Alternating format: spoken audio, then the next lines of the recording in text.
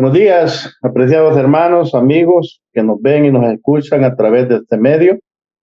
Estamos en el tema de la semana, el Padre, el Hijo y el Espíritu.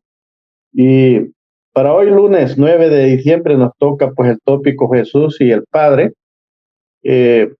Una parte que el actor de la lección, diría yo, pues toma como el Padre y el Hijo pues son la misma persona, diría. Y por eso los textos que vamos a ver, pues simple y sencillamente pues nos mostrarán cómo incluso Jesús fue rechazado por eso, al decir que el Padre y él eran uno solo. Los judíos no lo aceptaron, incluso trataron de matarlo y lo nombraron esto como una blasfemia, ¿verdad? Bien, para entrar en materia, pues les invito a que inclinemos el rostro para orar y poder abrir la palabra del Señor en esta mañana. Oremos. Padre, te agradecemos el tiempo que nos permites para meditar en tus consejos. Acompáñanos y bendícenos y que todo sea para tu honra y su gloria y para edificación de nuestra vida. En Jesús te lo pedimos y te lo agradecemos todo. Amén. Muy bien, dice que manera de introducción de este día que fuimos creados por Dios para tener una relación personal con Él. Y nos dan los textos de Génesis 1, 26, 27, textos muy conocidos en los cuales dice, y entonces dijo Dios, hagamos al hombre a nuestra imagen conforme a nuestra semejanza, y que domine los peces del mar, las aves del cielo, el ganado y todo animal que anda sobre la tierra.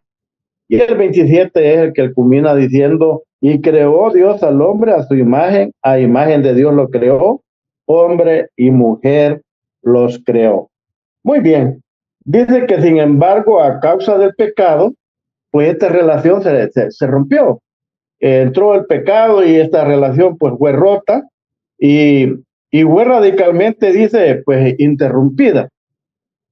Podemos ver, dice, el impacto inmediato de esta ruptura, dice, en la historia del jardín del Edén. Y ahora sí vamos ya a los textos que nos corresponden para este día, que están en el libro de Génesis, el capítulo 3, los versículos del 7 al 9.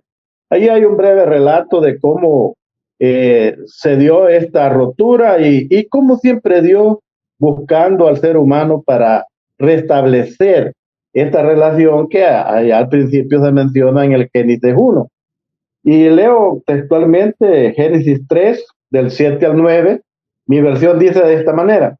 Entonces se abrieron sus ojos y al darse cuenta que estaban desnudos, cosieron hojas de higuera y se las ciñeron. Entonces oyeron el andar de Dios, el Señor, porque se paseaba por el jardín, dice, a la brisa del atardecer, y el hombre y su esposa se escondieron de su presencia entre los árboles del jardín. Versículo 9 es una pregunta muy interesante, el cual dice, pero Dios el Señor llamó al hombre y le dijo, ¿dónde estás? Aquí estos textos muy conocidos y más de alguna explicación hemos escuchado de ellos. Y, por ejemplo, la pregunta que Dios hace a Adán, ¿dónde estás? Y la hemos meditado muchas veces y lo que concluimos es que Dios sabía dónde estaba, lo que había ocurrido, pero que era una pauta que le estaba dando al hombre, pues para que el hombre volviera a Dios y hubiera y esa relación rota pues se volviera a restablecer, aunque ya no tenía, por decirle así, arreglo, ya el pecado había entrado, el ser humano pues la Biblia se dice, la paga del pecado es muerte, tenía que morir, y entonces esa relación, pero Dios quería mantener siempre esa relación con el ser humano. Por eso dice la explicación un poco más abajo, la intención de la deidad, o sea, del Padre, el Hijo y el Espíritu Santo, era ofrecer, dice, una sanación a toda la humanidad perdida. Recuérdese que como también la Biblia nos explica que por un hombre entró el pecado, pues por un hombre también viene la salvación y el perdón de pecado. A fin dice que, bueno, Leo nuevamente. La intención de la deidad era ofrecer sanación a toda la humanidad, poniendo fin a la brecha, dice, causada por el pecado, aunque toda la humanidad, dice, no aceptara lo que le ofrecía. Para restaurar esta relación, dice, un miembro, oiga bien, de la deidad se hizo humano, Cristo Jesús. El verbo se hizo carne, así lo explica San Juan, y habitó entre nosotros, manifestando, dice, la gloria de Dios. Juan 1, 14 al 18, ahí está bien explicado si usted quiere leerlo textualmente. Como resultado, dice, la humanidad ha recibido la plenitud y la gracia divina. Esto es lo que Jesús vino a compartir. Vino a declarar la gloria de Dios para que la relación rota por el pecado pudiera ser restaurada. Maravilloso plan, hermano. Como se nos decía el día de ayer, el pecado entró, pero ya Dios había provisto un plan. No fue que así improvisó, ¿verdad?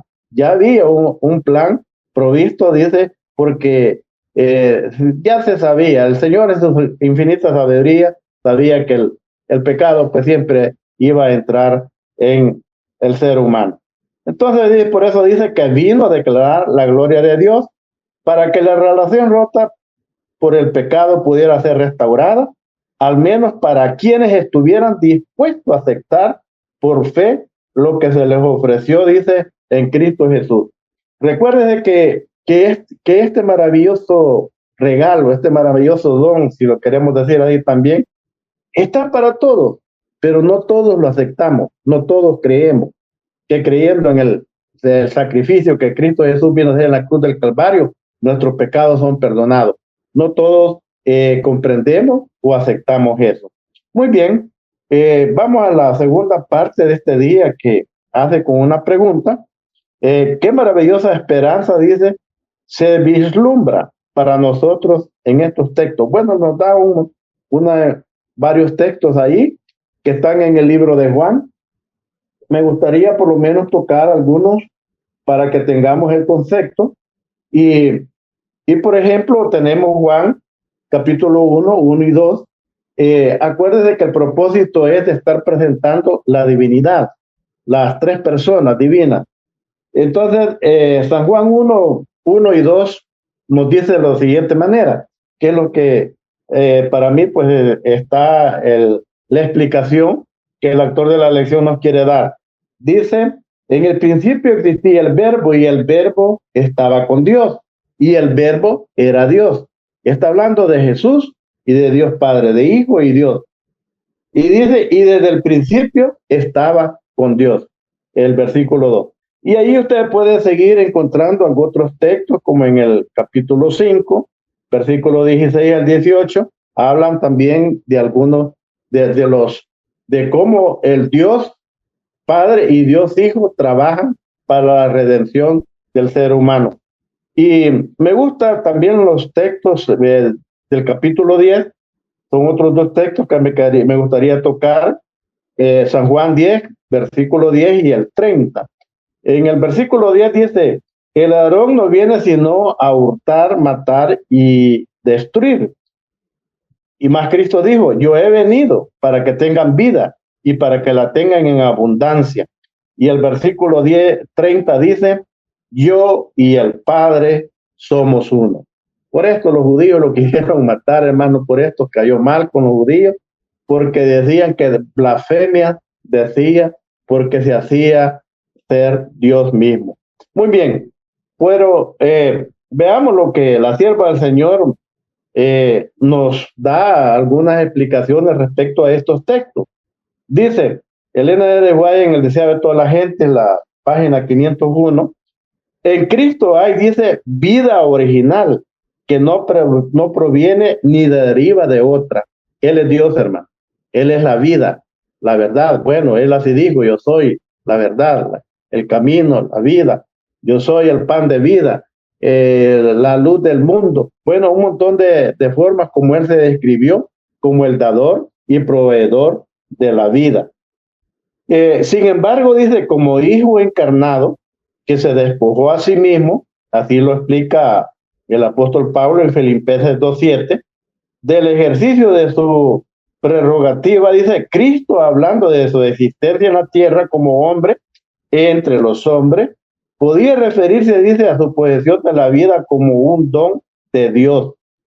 El deseado de toda la gente también nos dice allí en la página 501, la divinidad de Cristo es la garantía que el creyente tiene, dice, de la vida eterna.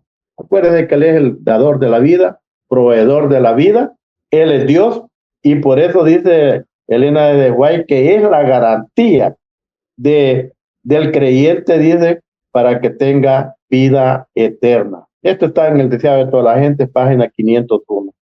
Dios, dice, no fue reconocido por la humanidad. Bueno, así lo explica San Juan, el capítulo 17, su versículo 25, que no, la humanidad no lo reconoció. Por lo tanto, dice que envió a su único hijo. Así también lo explica San Juan 9:4, el 16:5, para que el Padre pudiera ser conocido. Bueno, todos estos versículos, que son bastantes para hoy día, pero si usted los lee y los relaciona, simple y sencillamente, lo que el autor de la lección y el Evangelio de San Juan, o el Evangelio de San Juan y el autor de la lección sería lo más ideal decir, nos está dando a entender que Jesús y el Padre son uno, son Dios, el uno.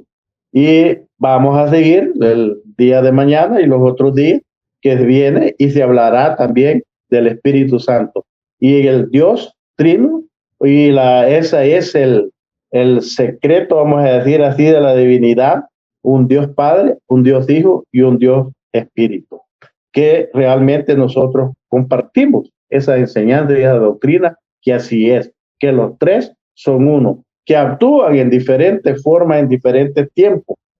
Por ejemplo, bueno, no quiero robar lo que, o mencionar lo que después se va a mencionar en otros días, pero cuando Jesús hizo esa promesa, me voy, pero les enviaré un consolador, y es el que está hoy en día con nosotros, el Espíritu Santo. Pero eso vamos a hablar más detenidamente y más ampliamente en los demás días de la semana.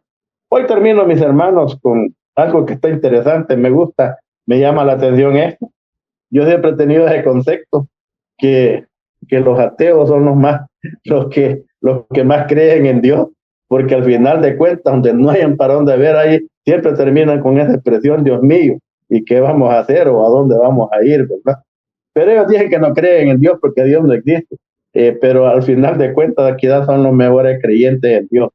Y me gusta por eso esta parte de la reflexión que dice, en el contexto dice desde el cosmos, oiga bien lo que dice, un ateo escribió, en nuestra oscuridad, dice, en toda esta inmensidad, no hay ningún indicio, dice, de que venga ayuda de otra parte para salvarnos de nosotros mismos. Eso fue la expresión de este ateo. Ahora la pregunta para que reflexionemos nosotros dice, ¿qué enseñanza bíblica demuestra lo erróneo de esta aseveración? Bueno, qué bonito, ¿verdad? Nosotros los cristianos, hermanos, creemos en un Dios todopoderoso, y como su palabra lo dice, que para Él no hay nada imposible, y por muy oscuro que sea el día, nosotros sabemos que Dios allí está y que Él está pendiente de cada una de nuestras necesidades. Que Dios te bendiga, es mi deseo y oración en este día y en este inicio de semana, y que podamos seguir creyendo en Jesús como Dios, y en el Padre como Dios, y en el Espíritu Santo como Dios. Ese es el propósito de la lección de esta semana, que creamos en un Dios trino, que realmente el único propósito es de salvarnos del pecado. Bendición.